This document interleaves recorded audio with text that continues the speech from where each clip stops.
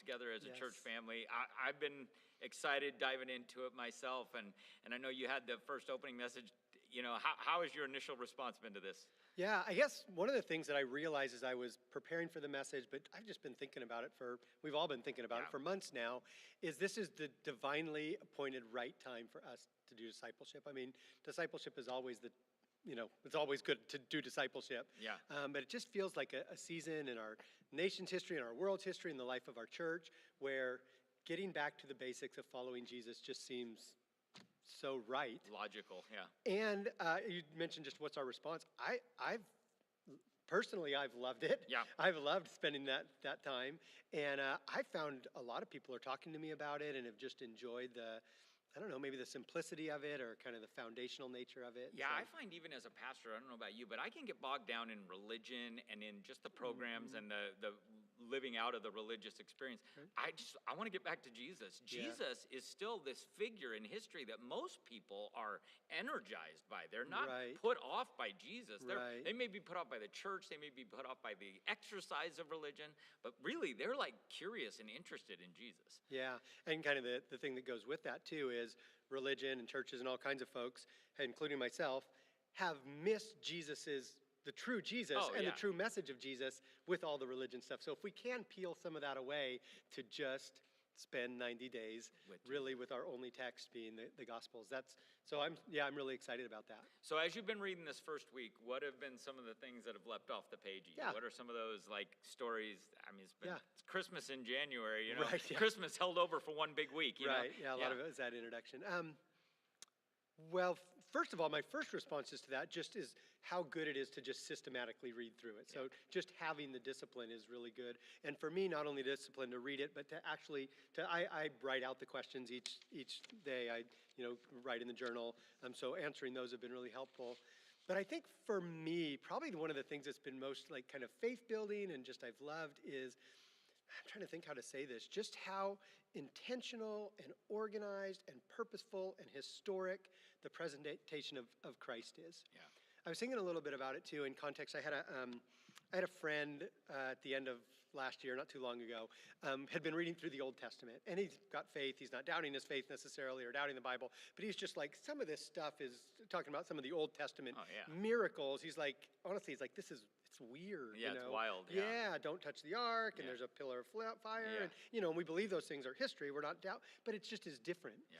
And so for me, as I've dug into these first few chapters of Matthew, Mark, Luke, and John, you just get this sense of they're presenting the historical Christ, and there's theological reasons for it, and there's history, and there's genealogies, and it's all just accurate. Yeah, absolutely. For me, one of those things was the diversity of the way the Gospels presents it, right? John uses this allegory, the Word became flesh and light and all of that. And then you get, Luke is very story driven, and Matthew jumps right into genealogy. Mark skips it all together. Right. And you have these synoptic Gospels is what they're called, except for John, right? Where kind of those stories homogenize and you see them in a lot of the same places. And then John unpacks it in almost the so what, I would call it. Like he sort of tells why it matters and why it's important. And so I love getting those different viewpoints, and you can tell who the brainiac was and who the more free spirit was along the way. Yeah. I don't know why when Luke begins by saying, "I want to give you an orderly account," the office, I'm like,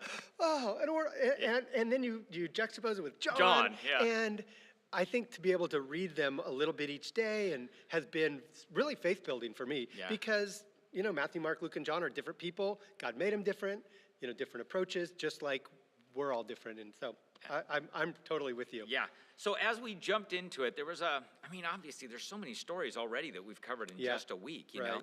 Which of those maybe came alive or just piqued your interest again? I mean, we've had everything from, the Christmas accounts and Mary and Elizabeth and John the Baptist and all the way to Jesus being tempted. Like, which of those stories was sort of like, oh, that just piqued you again, I should know the answer. It's kind of like asking me to choose my favorite kid right now, I know. It's hard. Boy, every day it's been something a little different for me. Yeah. we just covered this at Christmas time, so it's been. Yeah, But one of the it's things that fresh. I like about the Christmas stories is like the diversity of the characters. That like there's shepherds who are like the low, and then you've got these wise men, Right. and you've got Mary, but then you've also got Elizabeth, and so I think those stories of how people respond to the birth of Christ. Even Herod, how Herod responds in such a violent way. I Yeah. mean, there's no like sitting on the sideline Yeah. for how you're going to respond to Jesus. You're going to worship him. You're going to bring him gifts. You're going to try to kill him. So I think maybe just the seeing like the center of Jesus in those Christmas stories has been really great for me. Yeah. For me, I was just taken by the baptism of Jesus, which I always just try to visualize I that, know. And I could see it's that moment where for the first time we see all three parties of the Trinity in the same Yeah, place at the yeah. same time, right? You've got Jesus getting baptized, fully human. John saying, man, I shouldn't be doing this. Jesus saying, yeah, you should. Yeah. And then the Spirit descends and God's voice from heaven himself calls him his son. And it's that moment where you're like, oh man, could you imagine just being on the the banks of the Shores of- river, yeah, and watching this thing go down and having that moment where you're like, something is really Yeah, happening in our yeah, world, Yeah. Yeah. Yeah, one of the daily questions is, what were the people that originally saw this, what were they thinking? Yeah. I probably wrote down 3 or 4 times, like just mind blown. Mind blown, yeah. Mind blown is what Yeah, they were thinking. yeah. So, I agree. That's absolutely true. Any verses that have been, even passages that you've always had highlighted in your Bible or stuff out of these first 90 days that are just sort of impactful for you, or verses to live by, or even moments in Jesus's experience that. Yeah. Well, one, and maybe I'll get to it in a little bit, is John the Baptist's interaction with Jesus. I've been really fascinated by that too. Yeah. But one that's kind of had some fun, just insight for me this time is the Word became flesh and the Yeah. Logos. When I was in Greece, I got kind of a little bit of a fresh take on the Logos. Obviously, it's a Greek concept, and Greece at this time was still under like the pantheon of gods, and so kind of the common religious view was this kind of wacky approach to these gods that were sort of human, and there was this like intellectual class that didn't really buy it, but it was kind of the Greek way, but they didn't really buy it, and so they developed this kind of outside of the idea concept that there was order. It was actually really, they were mathematicians, they were philosophers, they were scholars, and they were looking at like how the world is put together. Right. And they called it Logos. It was kind of the seat of learning and It was intellect, the right? Yes, yeah. So that was kind of fun to think about. And then the other thing, it's something I'd never heard until I was in Greece, is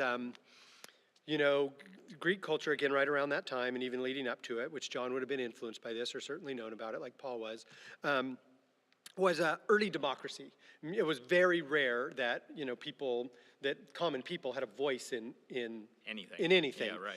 And so one of the common things that they had to do is if it's gonna be a democracy and people have influence, there's got to be a forum for discussion about that. Yeah. And there was a common place where you could come to the kind of the town center, and you could get a chance to give your voice, like a public person, almost a little like public comments in our thing today. The comment section on social media? Yeah, well, yeah, I guess it'd be a little like that, maybe a little more structured. But anyways, there was these real clear rules in Athens, especially, of how you had to do it. And I just jotted a few of them down. It had to be answering a question, it had to be based in fact, it had to be compelling, and there were like these 5 different things, and and you only had 5 minutes, and you had to present a compelling case, and it was called the Logos. Yeah. This was your word. This was the argument you got to give. Is this a little bit like where they put the timer on at city council It's meetings? exactly, that's what I'm saying. It's yeah. like, that's exactly what it is. And they called that the Logos, and there was like a good Logos or a bad one. The bad ones, they like swept aside. The good ones were like, oh my goodness, we saw the reason behind that. We saw the value. We are gonna change what we do because of the Logos that was presented. Yeah. And I thought, John, who was raised in Israel, of course, but, would have had snippets of what that was like. Yeah, for sure. I don't know, just Jesus fulfilling all of that was really cool for me. Yeah, that is very cool. That leaps off the page. I've always Luke 2:52 is one of those verses for me. It was at Youth for Christ. It was that life verse for developing kids. It was Jesus grew in stature and in wisdom and in favor with God and favor with others. And it talks about that balanced life of studying which obviously that's what we're asking everybody to do a little bit, dive into your Bible a little deeper here for the next 90 days. And then also you develop those relationships so you don't do it alone. But that's always been a verse that's just Love been that one. highlighted in my Bible, and one that I've lived by and sort That's a of. big one in our children's ministry here too. I Yeah. know Tim loves that and Absolutely. works on that. Yeah. So in this week's reading, what messed with you? What was Yeah. difficult? What was hard to swallow? What Yeah. was,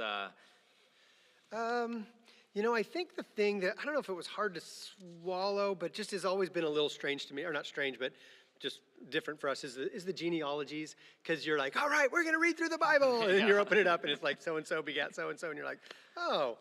But that's why everyone stops in I Leviticus. Yeah. know, I know. But obviously they're important because Yeah. God includes them. Yeah. So I guess maybe that was just a challenge to me. But, for us, we don't know the history enough. Right. But with just a little bit of like digging into a commentary or a little, even notes in your study Bible, start to bring some of that stuff alive. And for me, it moved from being problematic to almost being like kind of worshipful, to just see the human nature of Jesus. He's the Logos, but he's also, Yeah. the son of this, who's the son of Yeah. this, who's the son of this. And then, of course, the people have noticed this before, but just how diverse, especially the genealogies are in Who's included who's in it. included, Yeah. yeah. And you've got Tamar and Bathsheba Yeah. and Rahab Yeah. and Ruth. And It's a lot of you know, redeemed stories it's a on lot the of way to Jesus. Yeah. Yeah. So you got some heroes. You got David and Abraham. Yeah. Then you got just some ordinary people. And so I don't know if they were problematic. There were temptations to skim over, but even those I thought were really good. Yeah, absolutely. How about you? Anything like that? Well, for me, it's that, boy, I tell you what, when Herod goes around and butchers Oh babies, yeah, that is rough. it's like, and I'm sure that so many people who have studied the Bible or have worked through their faith, like has this, why would God allow that? Why would it? And it's not like God did it, obviously. We Right. have this evil dictator. We've had them throughout history who've wiped out entire, races of people and whatever else it is, but it's just so particularly harsh. And you read that weeping of Rachel for right. her children, and you think to yourself, I cannot get my head around the kind of sadness, depression, and anxiety that must have gone along with an entire region of people as Right. they went through the streets of that. And Yeah, so, because Joseph and Mary get the angel and they escape. But there's all those others that don't. Absolutely. That's really rough. yeah. So that has always, but the presence of evil has always been one of those things that I think people, I continue to wrestle with. I think Right. people do, Right. and I don't have great answers for it all the time, except yeah. not to blame it on God. I Right. don't think God did it. Yeah. I just Yeah. know it happened. So And even some of our reading is, John's like, hey, the world's dark. The light came into the Yeah. darkness to break the darkness. Absolutely. So, like, even in some of these stories are the answers to some of the questions. yeah, and maybe to turn the corner a little bit towards your sermon, Yeah. more than anything else, is the calling of the first disciples. Yeah. Is one of those moments where I try to put myself in Yes. the story and wonder, what would I have done? Right. What would I have done? Even, this idea that Jesus with a penetrating look, Right, says your right. name and says, Steve, I saw you, next to the Fiat, or, whatever it is. And all of a sudden I recognize and know he is who he says he is. But more importantly, I'm willing to leave behind my everything. entire Right, life. right. Like everything that I've done, Right. worked for, established. Right. I guess I'll follow you. Yeah. As you process that this week, as you were preaching, And I mentioned this on Sunday, but even this concept too of like, we know the story, so we can like, well, of course you'd leave because there's all the miracles and Jesus is who he is. They don't know that at that time. Yeah. There is something so compelling about who Christ is that causes them to do that. I guess that's my hope for this reading for myself and candidly for our church. And Yeah. that's what we're hoping, that we would get that kind of glimpse of Jesus that would be like, oh my goodness, he is worth following. yeah. So I don't know if that answers your question, but Well, it's that interpersonal moment where you meet Jesus. And I think people, gosh, while I'm doing a baptism even on Sunday, Yeah. and you talk to people about the moment they had where Jesus really became real. Yeah. Where they actually looked into his face or into his eyes, Right. and all of a sudden they're like, oh, wow, this does change everything for Right. me. And I just, getting to that point with people is, first of all, it's exciting. Yeah. But then to say, oh, and by the way, leave everything else behind is Right. wild. Right. It's just wild. yeah, as you were talking about baptisms, I guess maybe that's a little bit of what we hope for too. I was just thinking of the baptisms we've had here in church in the last few weeks. We baptized some strong Yeah. men, some Yeah. men, and women too, but especially some like big strong men that all like turned into Yeah. weeping with this concept of what has Jesus meant to you. Yeah, right. And so I think that's kind of that, man, they understand who he is, and it gets your emotions and it gets your heart. And Yeah, yeah. So as we unpack that idea of just discipleship, what it means to follow with everything all the way, I sort of think of, do you remember in the movie Jerry Maguire? And Jerry Maguire's losing his job and he's losing his mind, and he comes out to the room and he goes, "I'm starting my own company. Who's coming with me?" And they all look at him like, "We're not leaving. We're right. not leaving." Then the one girl, Renee Zellweger goes, "I will go with you." And I sort of picture that moment where I think, come and see. Yeah. I will go with you, I guess, and see where this all leads. well, I mean, they completed each other. Yeah, they do, so- yeah. But I wonder what it looks like, for Yeah. people to really. I had somebody just recently ask me this question. Like, I see in the Old Testament people are persecuted and they're losing their life and they're giving everything to follow Jesus. What does that look like for me now? And I was like, ooh, that's a good question, because you're still running your business. You still got to take care of your family. What does it mean to follow Jesus? Come and see and come and follow. Yeah, I definitely highlighted that idea of come and see as well. I guess, so each weekday, it's like, what does this mean to me is the question. And so many of the times I wrote, first of all, I need a savior. Like, I need to be humble with this stuff. But also just, and if this is who Jesus is, he's worth me giving everything for. And maybe you mentioned a verse that kind of stuck out. One verse that definitely sticks out with me is John 3:30, where John the Baptist is like, and people are lifting John the Baptist up. They're like, John the Baptist could have, got a little Messiah thing going if he wanted to. But all along he's like, no, it's not about me. It's not about me. And there's that famous line where he says, I must decrease so Christ must increase. Yeah. And again, you still got to work that out in everyday life, but that's kind of what I've been thinking about. What's it look like for it just to be less about me and more about Christ? Well, and it's so tangible, where two of his disciples are following alongside of him, and he goes, "There he is. There's the Lamb of God." And they switch rabbis right then. They go from being John's followers to Jesus's followers in an instant, and John is basically the one who sent him. He goes, John's not very good at this whole gathering disciple No, not thing. at all. He says, "You go, because that's the guy right there." Yeah. And I just wonder what that was like to immediately go, I guess we're going with this guy now. Yeah. It's a wild idea. John the Baptist in this first week of readings is awesome. Yeah. From the time when he's still, inside his mother's stomach and leaping in the womb to, just pointing people to Jesus and calling him out. That's really I love that. Yeah. And then the other one that sort of jumps out at me is he renames Peter. Yeah. Right? And so that's he so cool. looks into his eyes and he says, "You're going to be Cephas. We're going to call you Peter from now on." And obviously we know this. Naming was a huge deal in those times. What your name was like, it wasn't like, we didn't look in the baby book of names and call you Ethan because that's popular right now. It was a naming process that had to do with who we wanted you to be, what your character was going to be like, and he immediately changes Peter's name, and Peter goes with it. Right, Peter goes with it, yeah. Like, what was that all, Yeah, I've kind of thought to myself, I feel bad in that is Peter's parents, or Simon's parents, we gave him such a nice name. Right. But I love it, and I mentioned this on Sunday, just that Jesus sees more in him. He's like, I see who you are, but man, I see who you could be. Yeah, absolutely. Maybe as we sort of wrap up here, what does it look like to? What did you take away from this week? What do you kind of walk away with from this first week of readings and even the first week of messages? Yeah. I think probably the biggest takeaway for me is when you see all the different Bible authors, all the different stories, all the different ways, from the theological to the practical to angels' visits to miracles of virgin birth, that Jesus is worthy. Yeah. That Jesus is worthy to follow. And honestly, I hope everybody's feeling this way, but I'm loving it. I'm eager for tomorrow's reading. Yeah. And I don't always, pastor's confession, I don't always feel that way about my Bible reading. Sometimes it's, routine. Yeah. But I'm eager to keep going. See what's next. Yeah. See what comes up next. Yeah. I love come and see and then come and follow, which are just, bang, bang, 1, 2. You got to first come and see, and then and then really take that next step of what does it look like to really follow.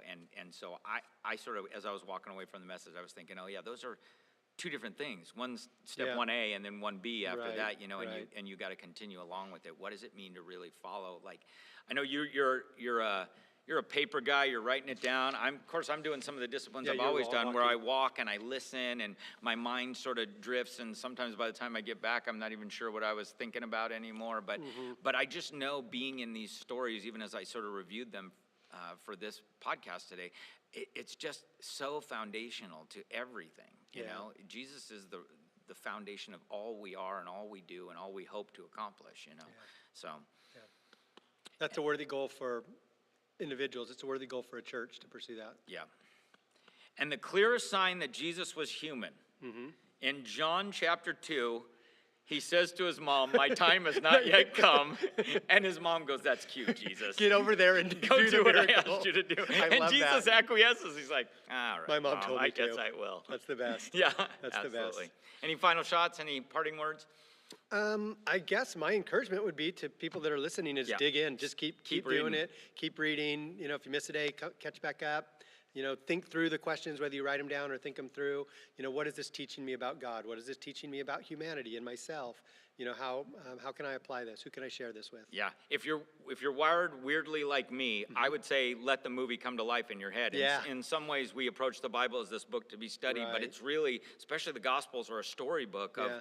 you know, The Chosen was a really good It was example helpful, on yeah. Sunday, because it helps us visualize what those things are like. But I can get into that story in my head and start to think, man, how did this play out? What was Yeah. this scene like? What were the expressions and the reactions in Right. the crowd?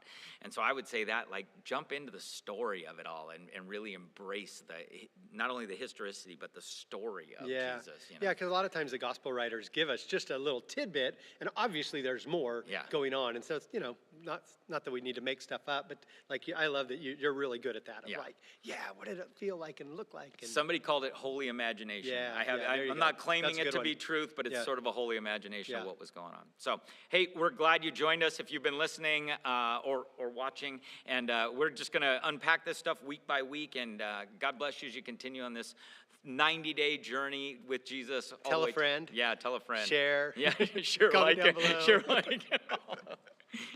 All right. God bless. God bless. Thanks, you guys.